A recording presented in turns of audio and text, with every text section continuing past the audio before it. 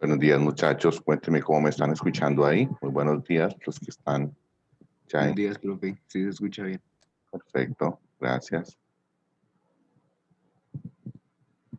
Bueno, muchachos, les voy comentando en estas 2 semanitas un tema que es corto, pero de mucho análisis, como es el tema de equilibrio químico. Es el preámbulo de ver el último tema de primer periodo que se llama equilibrio iónico, que hace referencia al pH, o sea, al grado de acidez y basicidad.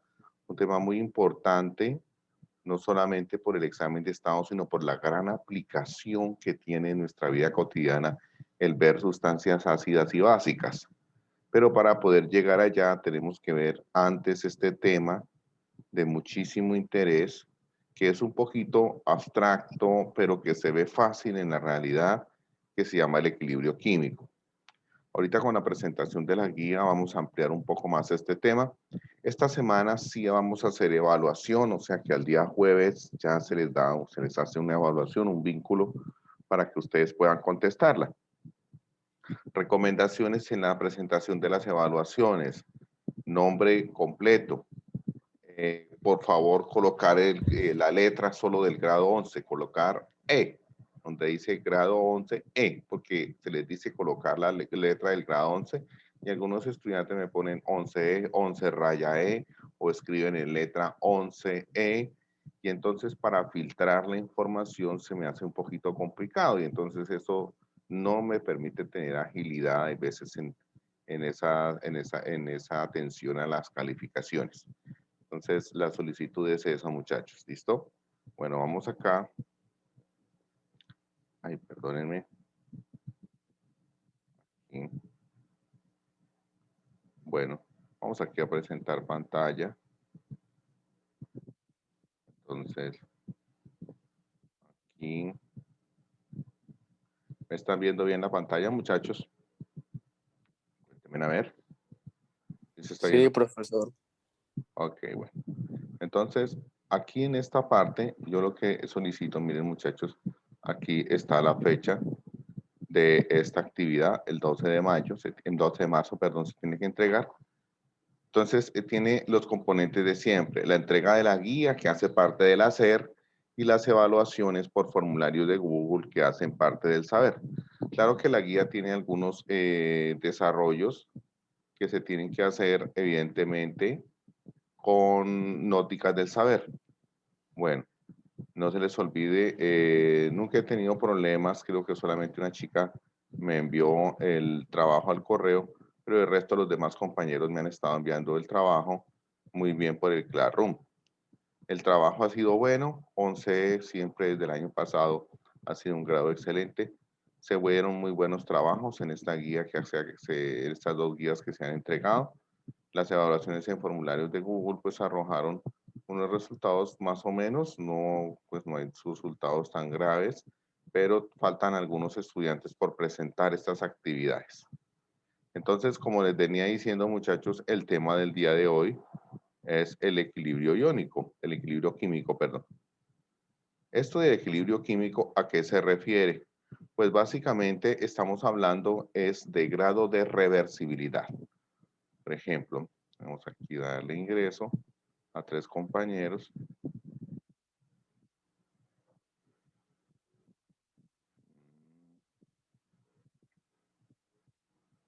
Eso, ok. Bueno, entonces, muchachos, les estaba hablando, por ejemplo, cuando una sustancia se transforma y después regresa a ser lo que inicialmente era. Eso le estamos llamando que es un proceso reversible. O sea, cuando la sustancia regresa a transformarse a la sustancia que era antes de la transformación inicial. Bueno, vamos aquí a una pequeñita explicación aquí con el. Por ejemplo, si nosotros llegamos a tener, por decir algo, uy, discúlpenme que fallé mal. Por ejemplo, el hierro, si lo llegamos a oxidar, O2, y se nos llega a obtener óxido de hierro. En este caso, nos estamos dando cuenta que ya empezamos a oxidar el hierro, pero en un momento dado el óxido de hierro empieza a desoxidarse, a regresar a ser el que inicialmente era, ¿ves? Entonces, esto siempre ocurre en la naturaleza, todas las sustancias tratan de regresar a ser lo que inicialmente fueron, aunque es muy difícil que en forma espontánea el óxido de hierro regrese nuevamente a ser metálico, es completamente imposible, a menos que nosotros lo forcemos un poco. Más bien es más fácil encontrar otros procesos, como por ejemplo la formación del amoníaco, como por ejemplo la formación del amoníaco, el NH3.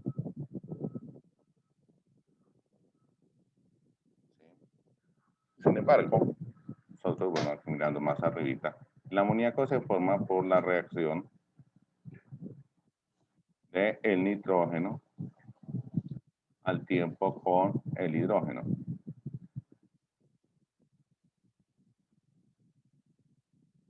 Y vamos a tener la conformación del amoníaco.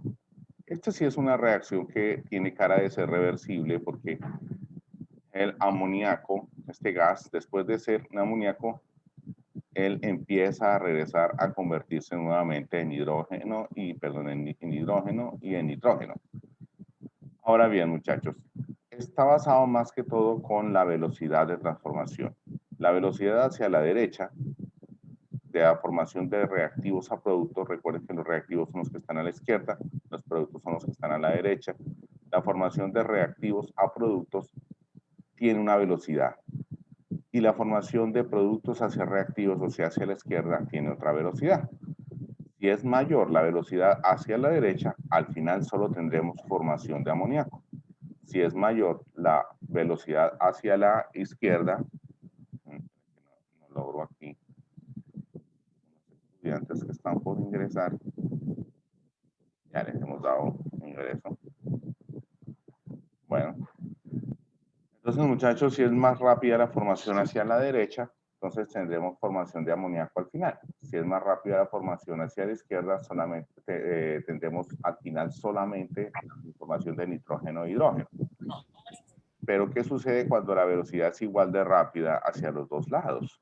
Si la velocidad es igual de rápida hacia los dos lados, tendremos tanto amoníaco como hidrógeno y nitrógeno al tiempo, pero están transformándose todo el tiempo los unos en los otros y los otros en los unos. Es decir, que si yo coloco en un recipiente, voy a colocarlo cerrado, ahí voy a colocar nitrógeno, coloco nitrógeno, oh,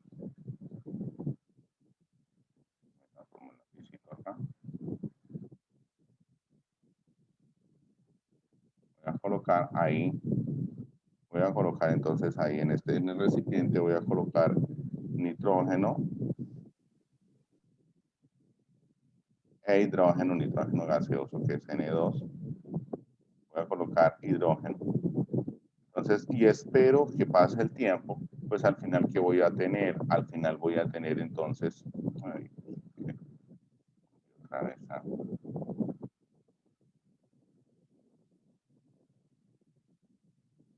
al final entonces yo voy a tener, entonces aquí hay que hacer el recipiente.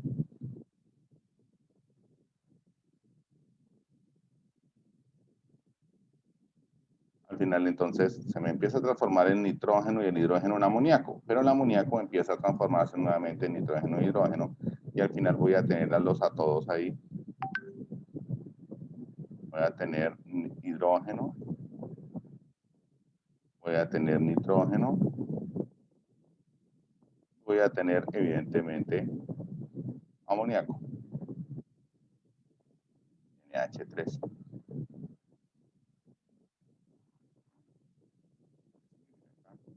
Bueno, NH3. Todos los tres los voy a tener en el recipiente, pero los unos se están transformando en nosotros. O sea, simplemente voy a ver que nitrógeno e hidrógeno se están convirtiendo en amoníaco y amoníaco se está convirtiendo en nitrógeno e hidrógeno todo el tiempo. Es decir, que las velocidades de transformación hacia productos son iguales a las velocidades de transformación hacia reactivos. Bien, vamos aquí a borrar. Y entonces vamos a continuar con lo que nos trae la guía en la siguiente página. Todo es basado en esto que les acabo de explicar acá, muchachos. Transformación de reactivos hacia productos y de productos hacia reactivos. ¿Sí? Bueno, me olvidaba decirles que en las planillas que les envié todavía no he colocado nota de asistencia. Entonces es la única notica que me hace falta de colocarles a algunos estudiantes. Es una notica de más que se les coloca específicamente porque es por asistencia, pero no quiere decir que entonces nosotros estemos colocándole una mala nota a los estudiantes que no asisten.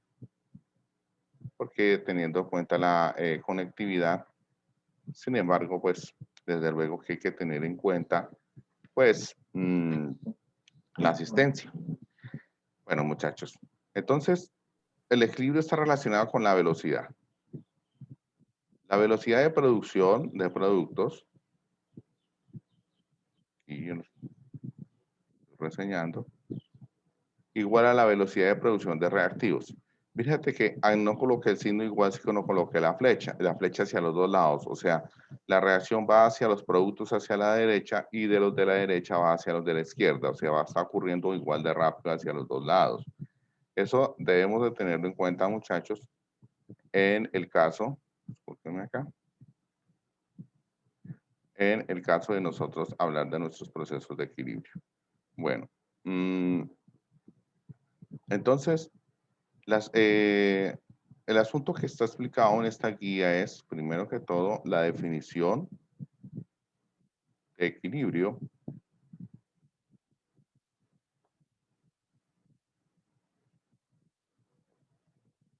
La definición de equilibrio. Concepto de reversibilidad. La dirección de masas, constante de equilibrio, la constante de equilibrio. El cálculo de las concentraciones. Esta es la parte más delicada, muchachos. El desarrollo de estos ejercicios, pongámosle mucha atención. Porque, bueno, sí, los problemas de electroquímica son muy simples, pero pues vi que hubo alguna dificultad. Los problemas no tenían nada complejo, solamente había que manejar algo de proporciones, o sea, la regla de 3 o las proporciones con el factor de conversión como lo manejé yo. Aquí en el caso del equilibrio hay que analizar un poquitico más, pensando única y exclusivamente que en el equilibrio hay tanto reactivos como productos y que inicialmente no había nada de productos, pero al final tenemos los dos, tanto reactivos como productos. Entonces, bueno, factores que afectan el equilibrio, muchachos, que corren el equilibrio hacia la derecha o hacia la izquierda. Está la ley de Le Chatelier, está también está el equilibrio de soluciones, o sea, siempre vamos a mirar un poquitico lo que tiene que ver con, entonces, qué tantas sustancias hay en el equilibrio. Bueno, algunas actividades de exploración. Aquí yo les puse, muchachos, lo mismo. Si el hierro se oxida, puedes observar que el equilibrio metálico regresa a ser el metal que inicialmente era. Ese es un proceso reversible. Si tú colocas hierro a la intemperie, te das cuenta que el hierro empieza a oxidarse. Y eso se debe específicamente a que el metal trata de regresar a ser lo que era anteriormente. El grado de reversibilidad, muchachos, de muchos de los materiales es el que nos está mostrando cómo podemos reciclar mucho material del que ya no sirve. Si eres consciente, por ejemplo, de la cantidad de bolsas plásticas que usas a diario, te das cuenta que todas esas bolsas plásticas tienen que regresar en algún momento dado a los elementos naturales que las constituyen.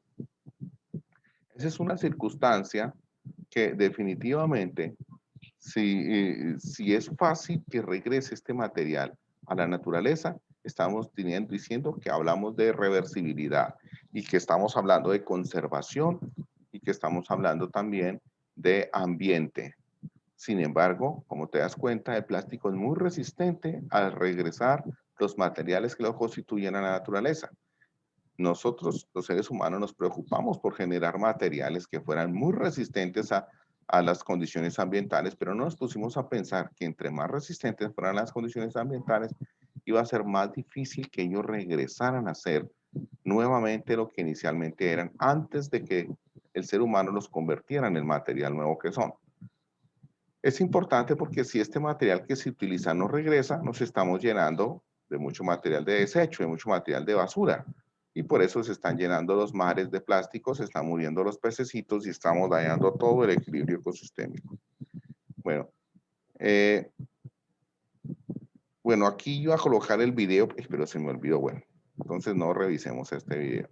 Bueno, en este videito que yo les estaba colocando, es un video en el cual hay un experimento. A ver, coloquemos el lapicito. El lapicito es un experimento en el cual nosotros colocamos en una cuchara de combustión. Una cuchara de combustión es algo como esto, bueno, una cuchara de combustión. No, ahí más o menos traté de dibujarla. Ah, quedó como toda rara. Bueno, la cuchara de combustión. En la cuchara de combustión voy a colocar mercurio. Perdón, mercurio no, sino, sí. De pronto voy a colocar, un elemento metálico como el plomo, que si yo le aplico calor, aquí voy a colocar el mechero, un poquito torcido, el mechero lo voy a colocar acá, y coloco el fuego, entonces, como te das cuenta, llega un momento, pues, el óxido de mercurio es rojo, pero si le aplico calor, empiezo a convertirlo en gris, es lo que se ve en el experimento. ¿Y esto por qué ocurre? El óxido de mercurio, si le aplico calor, voy a tener aquí óxido de mercurio, HGO.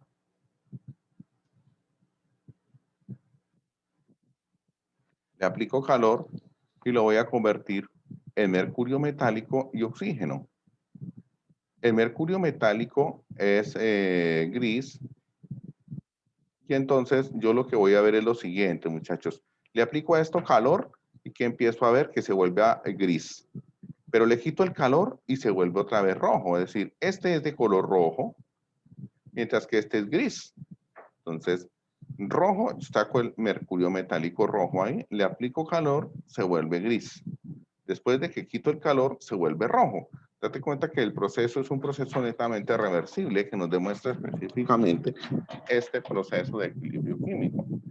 Bueno, vamos el borradorcito y borramos parte de lo que, esta reacción que estamos mostrando ahí. ¿Listo? Bueno, entonces, cuando ocurre un incendio forestal, muchachos, ese es uno de las tantas circunstancias que vemos cuando se quema el bosque, el caso de lo que sucedió hace unos años en Australia. Si se quema un bosque, la naturaleza tiene que regresar el material a lo que inicialmente fue, o sea, las plantitas tienen que regresar nuevamente al pasto, a la creación de los árboles. Pero ¿cuánto tiempo tarda la naturaleza en regresar a ser lo que era y cuánto daño generó eso que dejó el incendio forestal? Realmente genera mucho daño y sobre todo porque le cuesta bastante trabajo a la naturaleza regresar a ser lo que inicialmente fue. ¿Qué tan irreversible es un incendio forestal? Entonces, esa es una pregunta ahí. Y el caso de que hay veces a nosotros nos parece tan fácil destruir, porque es que destruir es mucho más fácil que construir.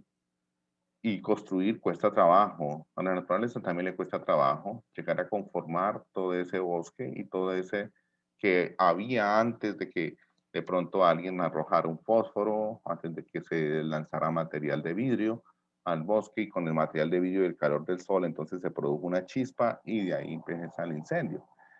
Son circunstancias en las cuales hay que reflexionar para que pues mantengamos nuestra naturaleza, nuestro ambiente limpio y tengamos oxígeno suficiente, porque el oxígeno proviene de las plantas, ellas son los que nos lo regresan, por eso el oxígeno nunca se acaba. Tengamos oxígeno suficiente para vivir. Entonces, hay un material del cual se ha especulado mucho, que es el Tetra Pak, que lo estoy colocando. Tetra Pak es el material que viene en el empaque, por ejemplo, de estos jugos de caja que te gustan tanto, en el empaque de pronto de algunos alimentos como la leche. Este Tetra Pak es una especie de cartón, pero a la vez son 3 en 1. El Tetra Pak, si tú tienes una cajita, el Tetra Pak, ahí la tienes, ahí está la cajita.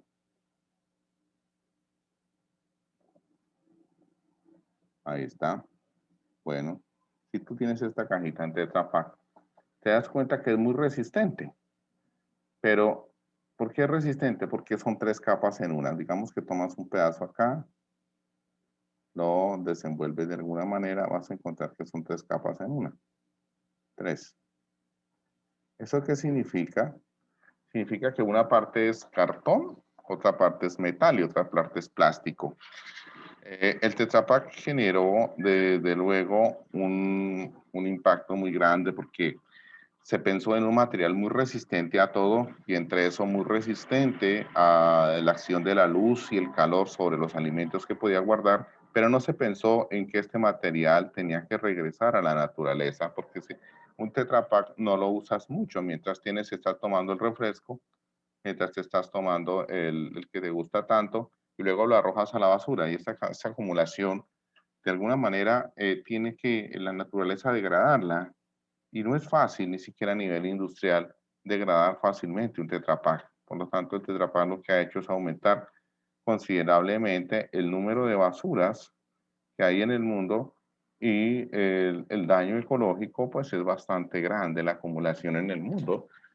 Y si te das cuenta, por ejemplo, ese calentamiento global, que no solamente es producto de eh, del uso de combustibles fósiles, también es producto de la cantidad de energía que nosotros estamos utilizando para fabricar esos materiales. Bien, muchachos, pasando netamente al equilibrio químico como tal, que es ese proceso reversible, que yo te estoy mostrando el caso del mercurio, que yo te estaba referenciando ahorita, ese mercurio. Entonces, aquí también creo que tengo un dibujo, ahí está, el mercurio es rojo, le pongo al fuego, entonces se desprende el gas y otra vez lo convierto en mercurio metálico y se vuelve color plateado o gris. Entonces, para que lo revises ese dibujito. Y también, pues, no alcancé a, no coloco el link del video, entonces se los envío al WhatsApp para que puedan mirar ese video de equilibrio químico. La ley de la acción de las masas. ¿Qué pasa, muchachos? Sucede que entonces en el proceso de equilibrio, si tú tienes en un recipiente cerrado, María, cuando se pone difícil aquí el cursor, entonces un recipiente cerrado, digamos ahí, tienes un gas de hidrógeno, tienes un gas de hidrógeno y tienes un gas de yodo. Los dejas ahí tiempo suficiente y él empieza a reaccionar. Entonces, al reaccionar, caramba. Al reaccionar, entonces,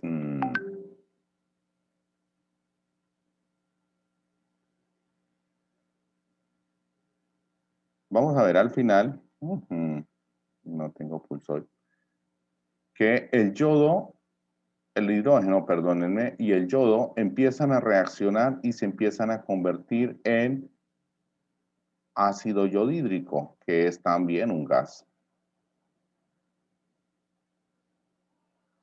¿Sí?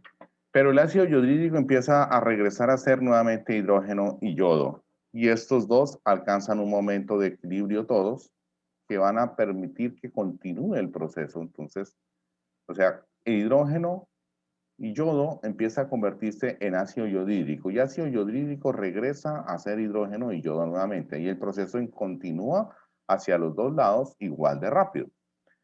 Para sacar unas consideraciones matemáticas, primero que todo vamos a analizar la velocidad de la transformación del hidrógeno y el yodo en ácido yodhídrico. ¿Esta de qué depende? De las concentraciones. A mayor cantidad de hidrógeno y a mayor cantidad de yodo es más rápida su transformación. O sea que la concentración, porque si está entre corchetes como está acá, la concentración de hidrógeno y yodo va a ser cada vez menor, porque esos dos se están gastando, hidrógeno se está gastando, yodo se está gastando, se están acabando y empieza a aumentar la cantidad de ácido yodhídrico. Empiezan a disminuir, pero alcanzado el equilibrio, entonces empiezan también a aumentar. O sea que se mantienen constantes, tanto el hidrógeno, el yodo, como el ácido yodhídrico se mantienen constantes en el tiempo. Pero ese constante es un equilibrio dinámico.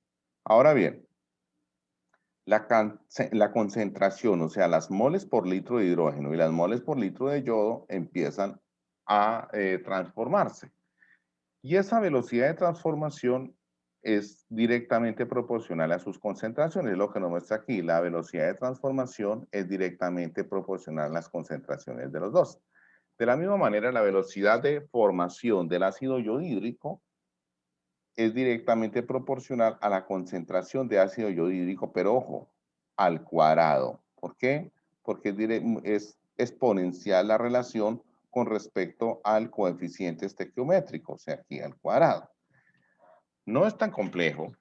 Si nosotros vamos aquí a revisarlo, bueno, vamos aquí a ejemplo el lapicito para tomar el borrador y borrar esta que acabamos de dibujar allí. Listo. Bueno, entonces, bueno, acá, aquí. Entonces, si te das cuenta, las velocidades hacia los dos lados son iguales, lo cual nos está diciendo que la constante de velocidad de gasto de los reactivos es igual a la constante velocidad de generación del producto. Si relacionamos las dos constantes, o sea, dividimos K1 entre K2, se van a dividir entonces igualmente concentración de hidrógeno, concentración de yodo sobre concentración de ácido yodhídrico al cuadrado, no lo olviden. Así, la relación de estas dos es lo que le llamamos una constante de equilibrio. ¿Y qué significa eso? Que la relación entre las concentraciones de reactivos y productos se mantiene constante en el proceso de equilibrio. Ok. Entonces, aquí hay una forma de escribirlo. A moles de A es una generalidad, más B moles de B es igual a C, son moles de C y D moles de D. Como es una constante de equilibrio la que voy a determinar, entonces, ¿cómo es? Los productos siempre los coloco en la parte de arriba. Míralos. C, la concentración de C, elevado al coeficiente del balanceo de la ecuación de C por la concentración de D, elevado al coeficiente estequiométrico D, dividido entre la concentración de A elevado al coeficiente estequiométrico de A y la concentración de B elevado al coeficiente estequiométrico B. Revisando el caso, un ejemplito con el que tenemos acá, miren, y es muy sencillo, escribir la constante de equilibrio es muy sencillo. Los que están a la derecha, HI, concentración. Concentración de HI elevado al cuadrado. Vamos a escribirle acá con el lapicito. Entonces, simplemente constante de equilibrio es igual. Y aquí coloco la fracción. Concentración del producto, concentración de HI, que es el que se me produce, entre corchetes, ¿no? Concentración significa moles por litro. Como el coeficiente geométrico es 2, o sea, he balanceado la ecuación, ese se pone al cuadrado, dividido entre la multiplicación de la concentración de los reactivos, los que están a la izquierda. Concentración de hidrógeno por concentración de yodo. Bueno, ahí está. Me voy a colocar que es el yodo gaseoso, el hidrógeno gaseoso. Hidrógeno gaseoso, ahí está. Listo. Y así, si te das cuenta, aquí la tienes y es exactamente la manera como se coloca la constante de equilibrio. Si ese valor, muchachos, nos da mayor que 1, nos llega a dar mayor que 1, significa que la concentración de productos, o sea, los que están a la derecha, es mayor que la concentración de los reactivos. Perdónenme que aquí me está solicitando. Ok. La concentración de los productos es mayor que la concentración de los reactivos. Eso es lo que nos está diciendo. Y si es menor que 0, menor que 1, perdón, significa entonces que es mayor la concentración de los reactivos que la concentración del producto. Es decir, que lo que se está produciendo en el momento del equilibrio es muy poquito. Eso es. Entonces, listo, muchachos. De esa manera se expresan las constantes de equilibrio siempre. Productos sobre reactivos y analizamos si nos da mayor que 1, si nos da menor que 1. Y en un caso dado, si nos llega a dar igual que 1, significa que la cantidad de las concentraciones de los productos es igual a la cantidad de la concentración de los reactivos. Bueno, vamos a ver acá. Aquí está la explicación. Aquí vamos a mirar un casito. Se ponen a reaccionar en un recipiente de 1 litro 0.02 mol de pentacloruro de fósforo, el cual se descompone según esta reacción. Tienes que tener en cuenta esta reacción y la reacción de equilibrio. Entonces, fíjate que el pentacloruro se convierte en tricloruro de fósforo y desprendimiento de cloro. Si estos dos se combinan nuevamente, empieza a formarse otra vez el pentacloruro. Y el pentacloruro empieza nuevamente a formar los dos de la derecha. O sea que las reacciones empiezan hacia los dos lados al tiempo, igual de rápido. Bien, entonces, en ese orden de ideas, muchachos, vamos aquí a revisar. Inicialmente, ¿qué tenemos? Las condiciones de equilibrio, ¿cuáles son? El pentacloruro, al medir las condiciones de equilibrio, se encontró lo siguiente. Después de que la reacción se le deja alcanzar el equilibrio, se le permite que alcance el equilibrio, entonces había una cantidad de pentacloruro, pero empezó a gastarse y después se midió en el equilibrio cuánto pentacloruro hay. Se encontró que hay 0.0106 mol por litro, pero se encontró que ya se había conformado tricloruro. Se encontró que habían 0.00924 mol por litro. Y se midió la concentración de cloro y se encontró que hay 0.00924 mol de cloro. Y como todo está en un recipiente de 1 litro, todo queda en mol por litro. Ahora mucha atención cómo vamos a armar la constante de equilibrio. Esta constante de equilibrio, si te das cuenta, sería los productos. Si tú recuerdas la reacción, vamos a colocarla acá. La reacción es entonces pentacloruro de fósforo en equilibrio con tricloruro y desprendimiento de cloro.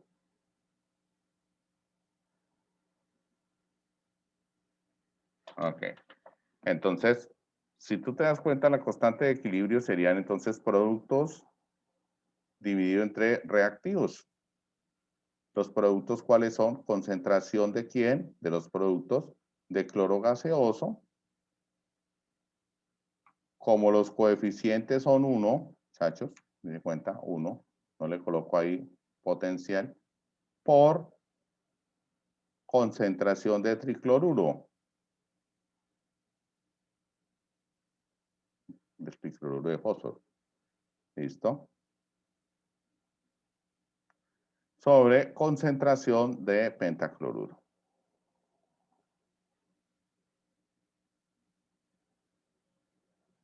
Y listo. Así ha quedado entonces. Y vamos a reemplazarla. Concentración del cloro, ¿cuánto es? 0.0924. Ahí la tienes. ¿Sí? Concentración del tricloruro de fósforo, 0.0924 también. Ahí la tienes. Y concentración del pentacloruro, 0.0176 mol por litro. Y ahí lo tienes. Y realizas el procedimiento matemático y te da aquí este resultado. La constante de equilibrio no tiene unidades, nunca se pone unidades porque es una relación. Si te das cuenta, ese 10 a la menos 3 nos dio un valor mucho menor que 1. Eso significa, en este caso, que esta constante nos permite que se ha generado muy poquito producto, o sea que la cantidad de estos dos en el equilibrio es muy escasa. Y este está casi sin transformarse, es lo que nos está indicando en el momento del equilibrio. Bien. Vamos aquí a borrar un poquitico para poder continuar, que no nos queden estas rayitas en la siguiente en el siguiente revisión. Y vamos a pasar a la siguiente página. El cálculo de las concentraciones en equilibrio. Este es otro tipo de problemas, muchachos. Vamos, estos problemitas son muy sencillos, pero vamos a revisarlos en las dos clases o en las tres, o en lo que sea necesario para que nos quede claro, porque a veces es difícil imaginar. Se tienen en un balón de 2 litros, 2 mol de hidrógeno, 2 mol de yodo, a una temperatura de 400 grados centígrados. Se desea calcular las concentraciones de todas las sustancias en el equilibrio, sabiendo que el valor de la constante de equilibrio es ¿cuánto? 50,8. La reacción que nos representa esto es así.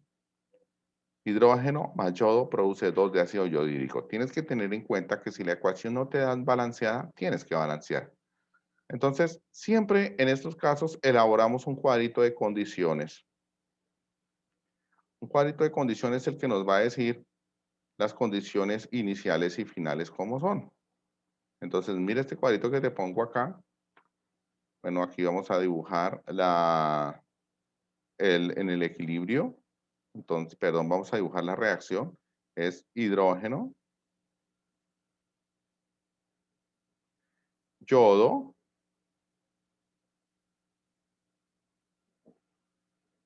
se alcanza el equilibrio y produce ácido yodídrico. Obviamente, al balancear la ecuación, tiene que ser aquí 2. Bueno, entonces, mucha atención en el análisis. Inicialmente, ¿cuánto había? Había una mol de ácido yodídrico, un mol de hidrógeno, perdón, habían 2 moles de hidrógeno en un recipiente de 2 litros, pero como la concentración es por cada litro, significa que hay una mol por litro de hidrógeno, y también hay una mol por litro de yodo. Inicialmente, pero de ácido yodídrico no se ha producido nada, o sea que esto cero, por eso estoy aquí en la tablita, viene de esta manera, ¿ok? Ahora, ¿cuánto se gastó de yodo? Pues no sé, de decir cuánto se gastó, no sé, se gastó una cantidad, te pongo negativa porque se gastó. Date cuenta que si gasto una mol de hidrógeno, también gasto una mol de yodo, o sea que la misma cantidad gasto de yodo. Pero que se producen 2 moles de ácido yodídrico, o sea que si gasto una X mol, o sea, si gasto X mol sí, de hidrógeno y gasto X mol de yodo, voy a producir 2X mol de ácido yodídrico, como lo vemos aquí en el cuadrito. Ese mol, esas X en matemáticas siempre se manejaron como un supuesto. Ahora, ¿cómo quedan las circunstancias en el equilibrio? Significa que yo tenía una mol de hidrógeno. ¿Y cuánto gasté? Gasté una cantidad X desconocida. Yo tenía una mol de yodo. ¿Cuánto gasté? Gasté una cantidad X desconocida. Esto que estoy mostrando aquí es lo que me queda todavía sin gastar y este representa la cantidad que todavía está en equilibrio de eso. Y en el mismo equilibrio se me han producido, entonces, 2X mol de ácido yodídrico. Y es como lo estoy representando aquí en la tablita. ¿Ya ven? Entonces, la constante de equilibrio, ¿cómo nos queda? Entonces, esa constante de equilibrio, uy, se va a cortar, muchachos. Entonces, por favor, volvemos a ingresar. Tan pronto se corte, ¿vale? Y finalizamos este problemita. Volvemos a explicarlo en siguientes clases o las veces que sea necesario, ¿ok? Entonces, no demora en cortarse, muchachos. Ruego el favor, entonces, de que por favor vuelvan a ingresar. Entonces, la constante de equilibrio la voy a escribir y nos dice que tiene que ser concentración de reactivos, concentración molaridad de reactivos, mol por litro, y los reactivos son el ácido yodídrico. Pero si tiene ese 2, muchachos, significa que eso va al cuadrado. Sobre concentración de hidrógeno gaseoso por concentración de yodo gaseoso. Date cuenta que esos están uno